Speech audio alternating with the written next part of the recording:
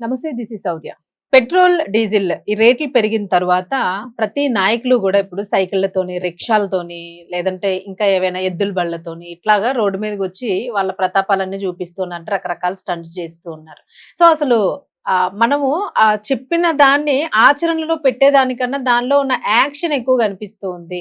దీన్ని ముఖ్యంగా ఆంధ్రాలో అయితే ఇంకా చమత్కారంగా ఉంది. రిక్షాలు దొక్కడము, నాయకులు అంబట్ లాంటి వాళ్ళు, ఇలాంటి వాళ్ళందరూ గూడా రిక్షాలు దొక్కుతూ ఉన్నారు. సో, ఒకసారి అసలు ఏంటి పరిస్థితి? పెట్రోల్ రేట్ల మీద ధర్నాలవి గూడా చేస్తూ ఉన్నారు తగ్గించాలి అని. ఇది ప్రతిపక్షాల నుంచి వస్తున్న పిలుపా? లేదా ప్రజలే బయటకొచ్చి రేట్లు తగ్గించాలి అని అడుగుతూ ఉన్నారా? ఈ డీటెయిల్స్ అయితే మాట్లాడదాం. మనతో పాటు టీడీపీ స్పోక్స్ పర్సన్ సూర్యదేవర్ లత గారున్నారు. నమస్తే మేడం. నమస్తే. మేడం ఏమంటారు మీరు?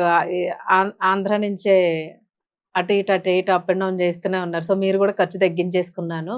ఆల్మోస్ట్ మెట్రోలు, ఈ పబ్లిక్ ట్రాన్స్‌పోర్టే వాడుతున్నాను అని అన్నారు మొన్న. సో, ఇప్పుడు అక్కడ ప్రతిపక్షాలు చూస్తే సైకిళ్ళు, రిక్షాలు దొక్కుతూ ఉన్నారు. మీ ప్రతిపక్షం అని అనుకోవచ్చా వైసీపీ వాళ్ళని? వైసీపీ వాళ్ళని ప్రతిపక్షం అనటానికి లేదులేండి. పాపం 11 సీట్లు ఉన్న వాళ్ళని కూడా మేము ప్రతిపక్షంగా అనుకుంటే ఏంటి? రాజకీయ చరిత్రను తిరగరాద్దామని.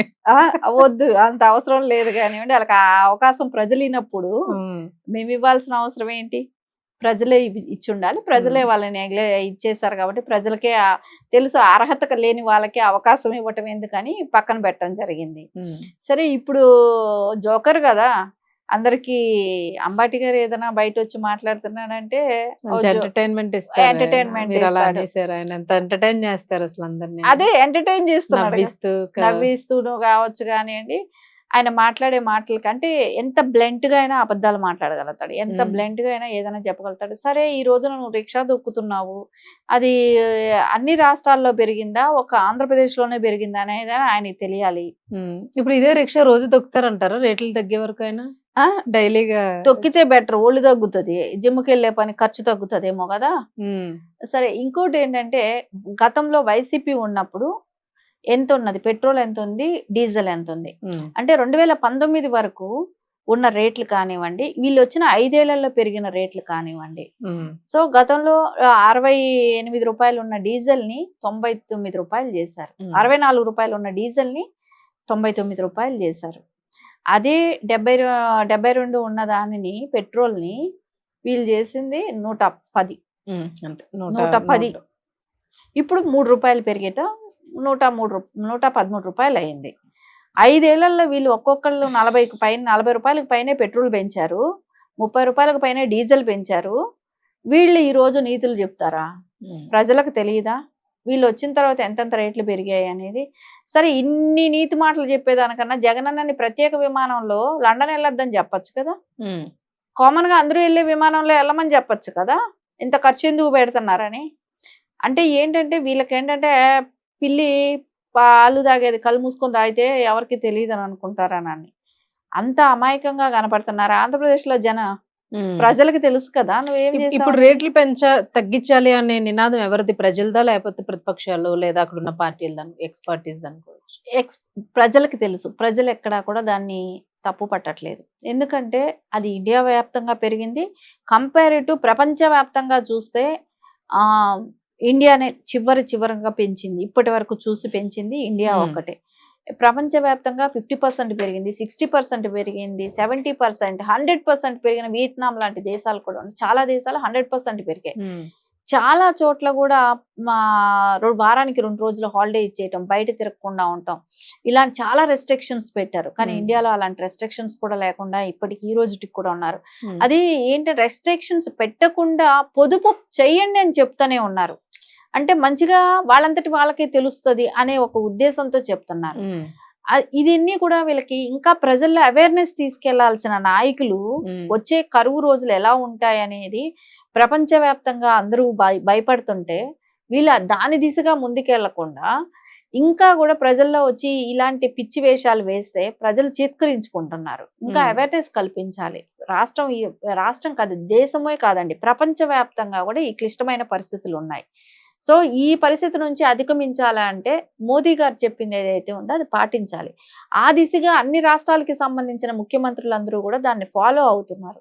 ఇలాంటి టైంలో ఇలాంటి మూర్ఖులు కాకపోతే ఇలాంటి పనులు చేసేది ఎవరైనా మామూలుగా పబ్లిక్ సర్వీస్ చేయాలనుకున్న ఏ మూర్ఖులు కూడా ఇట్లాంటి వాళ్ళు ఇలాంటి మూర్ఖులందరూ కూడా ప్రజలకు ఇంకా అవేర్నెస్ ఇచ్చే చూడాలి కానీ ఇట్లాగా ఇంకా కూడా ఇలాంటి పనులు చేయడం అనేది ప్రజలు చీత్కరించుకుంటున్నారు. రిక్షాలు తొక్కడము అవి వ్యంగ్యంగా రిక్షాలు తొక్కు, నువ్వు అదే ఇద్దరిని కూర్చోబెట్టి తొక్కి తొక్కితే తీసుకెళ్తే అది వాళ్ళకి హెల్ప్ చేసిన వాళ్ళు అవుతారు కదా. అవును. అదే కాకుండా నువ్వు అక్కడ కూర్చొని తొక్కితే నీకేమొస్తుంది? ఇద్దరిని కూర్చోబెట్టి తీసుకెళ్తే ఆ ఇద్దరికైనా సహాయపడినాడు అవుతావు. సో ఈ వ్యంగ్యమైన పనులు ఇలాంటి పనులు చేస్తే ప్రజలు చీత్కరించుకుంటారు. ప్రజలు తిరగబడే రోజులు దగ్గరలో ఉన్నాయి. సో మేడం, అంటే ఇప్పుడు ఈ 3 రూపాయలే కదా, అంటే ప్రజలైతే నిజంగానే ఆహ్వానిస్తున్నారు. 3 రూపాయలు కొద్ది రోజులు అడ్జస్ట్ అవుదాంలే అన్నట్టు కొంతమంది. మనకి ఎక్కడ చూసినా, ఒక చాయ్ బడ్డీ దగ్గర చూసినా, ఒక బస్ స్టాప్ లో చూసినా ఇదే డిస్కషన్ వస్తూ ఉంది. పోనీలే మూడే పెరిగింది, నా ఎంతకన్నా దగ్గర పెరిగితే ఇంకా లిస్టే ఉంది ఏ ఏ దేశంలో ఎంత ఎంత పెరిగింది పెరిగింది. అని. ప్రతి దేశంలో పెరిగింది. అవును. పెరగనది ఇండియాలో ఒక్కటే. అవును. సో 100% పైన పెరిగిన దేశాలు కూడా ఉన్నాయి. సో ఏ దేశమైనా 30% అబోనే పెంచుకుంటా పోయింది. సో కంపేర్ టు ఇండియా ఒక్కటే కూడా ఇప్పటి వరకు కూడా పెంచకుండా ఉన్నది. సో దానిలో అది కూడా మనము జనాభా తక్కువ లేవు. అవునవును. ప్రపంచంలోనే పాపులేషన్ ఎక్కువ ఉన్న దేశం మనకే ఎక్కువ కన్సూమ్ చేస్తాం. ఎక్కువ ఖర్చు అయ్యేది పెట్రోల్ డీజిల్ మనకే. అలాంటిది ఇంత క్లిష్ట పరిస్థితిలో కూడా మోదీ గారే కావచ్చు ఇలా ఈ రోజున దీన్ని ఫేస్ చేస్తున్నాం. దాన్ని ప్రజలందరూ కలిసి ఇక్కడ పార్టీలు చూడకూడదు, అతీతంగా పనిచేయాలి. అతీతంగా పనిచేసి ప్రజలకు ఇంకా ధైర్యం చెప్పి ఇంకా వాళ్ళని కన్జ్యూమ్ చేసేది ఏమంటే తగ్గించే పని బాధ్యత చెప్పి మనం ప్రజలకి ఒక పొలిటీషియన్ అంటే ఏంటి, మనల్ని నమ్ముకున్న మనతో ఉన్న ప్రజల్ని మనం ముందుకు నడిపించాలనుకోవాలే గాని ఇలాంటి పనులు చేస్తే ప్రజలు చిత్కరించుకుంటున్నారు ఈ రోజున వాళ్ళని. అవును, రియల్లీ మేడం. చూద్దాం, అంటే వీళ్ళు పనికొచ్చే వాటి మీద పోరాటం కన్నాను ఇలాంటి అప్పుడప్పుడు వీళ్ళు కాన్సెప్ట్ ఏమి మీరు ఇవ్వట్లేదు, ఏమి లీక్ వదిలితే కొద్దిగా వాళ్ళు ఏదైనా కొంచెం మీ మీద బురద జల్లడానికి ఒక కార్యక్రమం దొరికిద్ది. మీరు ఇవ్వకుండా వదిలేస్తే ఇలాంటి ప్రజల దగ్గర ఉన్న రిక్షాలు లాక్కొని ఇప్పుడు వాళ్ళు అక్కడ ప్రెజెంటేషన్ చేస్తూ ఉన్నారు. అదే నేను అనేది వీళ్ళకి అంటే ప్రభుత్వం ముందుకెళ్ళి అంతరించిపోతున్నాయన్న రిక్షాని ఈ రోజు అంబటి గారు వాళ్ళు బయటకు వచ్చి మళ్ళా రిక్షా వాళ్ళకి కొంచెం అదేదో సైకిల్ దులిపి ఇంకో 100 సైకిళ్ళు కొని సైకిళ్ళు పంచమానండి ప్రజలకి. మంచి పిలుపు మేడం. ఒక 100-1000 రిక్షాలు అవి పంచితే రిక్షాలు కొని ఇవ్వండి, సైకిళ్ళు కొని ఇవ్వండి. మంచి ఐడియా ఇచ్చారు. స్కూల్లో పిల్లలు దగ్గరగా వెళ్తుంటారు, బస్సుల్లో వెళ్తుంటారు, ఆ పిల్లలకి సైకిల్ ఇవ్వండి. Super ideas. నిజంగా వైసీపీ వాళ్ళు వింటే ఇది ఫాలో అయితే మాత్రం మంచి ఓటింగ్ అది అందరికి పనికొస్తది కదా. ఈవేళ రేపు బ్యాటరీ సైకిల్స్ వచ్చాయి. సో వాళ్ళు ప్రతి జాబ్ చేసుకున్న చిన్న ఎంప్లాయీస్ కి వాళ్ళకందరికి కొనివ్వండి, బైకుల్లో వెళ్లే పని ఉండదు. దగ్గర 4-5 కిలోమీటర్లు ఉన్న డిస్టెన్స్ కంతా వాళ్ళు అలా వెళ్ళిపోతారు. మీరు చేయలేదు, కనీసం వాళ్ళు అదైనా చేస్తే బెటర్ ఏమో. అంటే ఇంకా అట్లీస్ట్ ప్రజలకి అలాగైనా మోటివేట్ చేస్తా, రకరకాల ఐడియాస్ ఇస్తా, మనం దీన్ని ఎలా అధిగమించాలనేది ఇది రెస్పాన్సిబిలిటీ ఉన్న పర్సన్ ఎవరైనా చేయాల్సింది. ఇలాంటి వెకిలి వేషాలు వేసే వాళ్ళని ఏం చేస్తారండి, ప్రజలే బుద్ధి చెప్తారు. ఏముందిలేండి, చూస్తారు, నవ్వుకుంటారు, ఒక కాసేపు ఎంటర్టైన్మెంట్ షో అంతే. ఆ షోకి వీళ్ళు జోకర్లు ఎలాగో డాన్స్లు వేస్తాడు కాబట్టి ఆ జోకర్స్ వాళ్ళే బుద్ధి చెప్తారండి ప్రజలే. Right madam. మీదేమైనా అంటే ఇప్పుడు కూటమి గవర్నమెంట్ లోనే ఏమైనా మీరు అన్నట్టుగా వైసీపీకి ఎలా అయితే పిలుపునిచ్చారు, భవిష్యత్తులో అట్లా సైకిల్ అవి ఇచ్చే ప్లాన్ అంటే పాత ప్లానింగ్ మీద?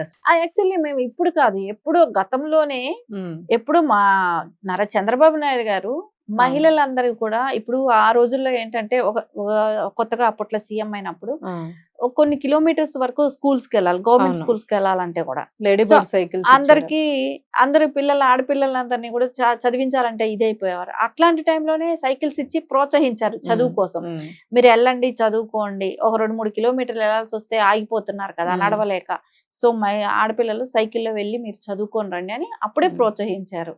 సో ఇప్పుడు కూడా ఎవరికి వాళ్ళు కొనుక్కోగలిగిన వాళ్ళైనా సరే, ఇప్పుడు కొత్తగా ఇప్పుడు మొన్న నిమ్మలకి కొంతమంది మినిస్టర్స్ కూడా మాకు సైకిల్ వెళ్తున్నారు, చాలా మంది చేస్తున్నారు అలాగా. అంటే ఇప్పుడు దగ్గర ఉన్నప్పుడు సైకిల్ వాడండి. దానిలో ఇప్పుడు కొత్త టెక్నాలజీస్ చాలా వచ్చాయి, బ్యాటరీ సిస్టమ్ వచ్చింది. సో తొక్కకపోయినా కూడా వెళ్తున్నాయి. అలాంటివన్నీ కూడా వాడుకొని కొద్ది రోజులు సర్వే అవ్వడం అనేది ఇంపార్టెంట్ ఇప్పుడు మనం ఇక్కడ. అంతే. సో దానికి పోటీకి పోకుండాను ఒకరికొకరు పిలుపునిచ్చుకుంటూ సర్వే అవ్వడం అనేది important. Important. Right madam. Thank you madam. Thank you.